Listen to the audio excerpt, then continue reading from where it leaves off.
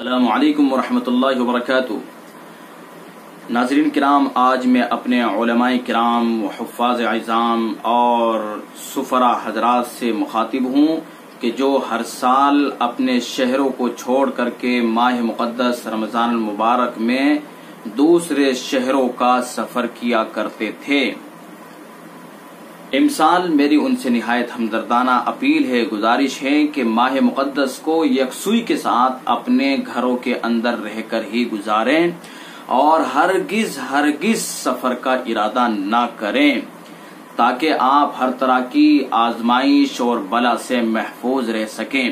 جیسا کہ آپ حضرات کو معلوم ہے کہ اس وقت پورا ملک لاک ڈاؤن ہے، ایسے میں اگر آپ رخت سفر باندھتے ہیں، دوسرے شہروں کو سفر کے لیے نکلتے ہیں، تو آپ کو بے شمار تکالیف کا سامنا کرنا پڑ سکتا ہے، مشکلات کا سامنا کرنا پڑ سکتا ہے۔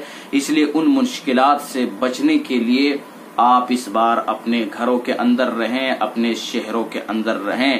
یہ ہم سمجھتے ہیں کہ آپ کس لیے نکلتے ہیں۔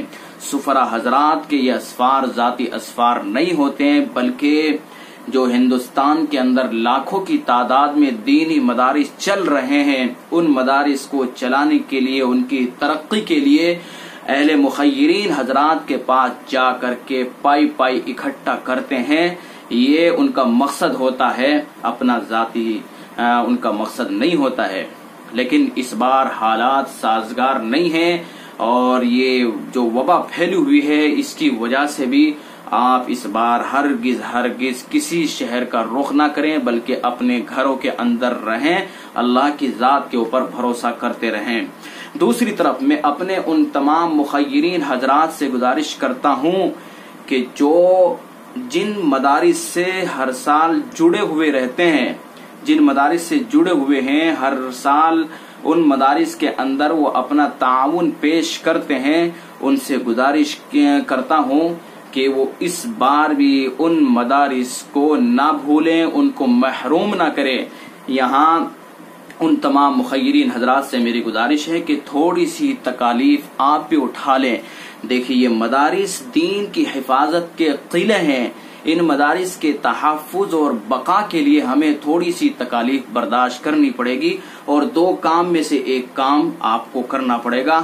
یا تو یہ ہے کہ آپ جن مدارس سے جڑے ہوئے ہیں، جن مدارس میں ہر سال آپ تعاون کرتے ہیں، ان مدارس سے رابطہ کر کے ان کا بینک اکاؤنٹ لے لیں اور ان کے اکاؤنٹ میں وہ رقم آپ ڈال دیں۔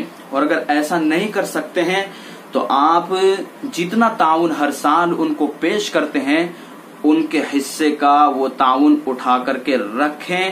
حالات جب سازگار ہو جائیں تو ان سے رابطہ کر کے، ان کو بلا کر کے وہ تعاون ان کی خدمت میں پیش کر دیں۔ اتنی تکلیف آپ کو برداشت کرنی پڑے گی ان مدارس کے لیے، اور انشاءاللہ آپ کو اللہ تعالی دنیا اور آخرت میں سرخ رو فرمائے گا۔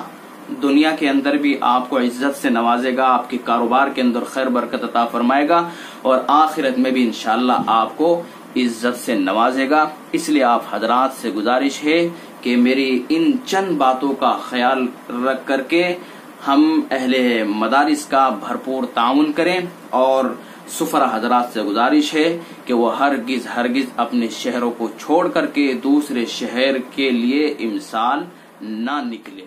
تو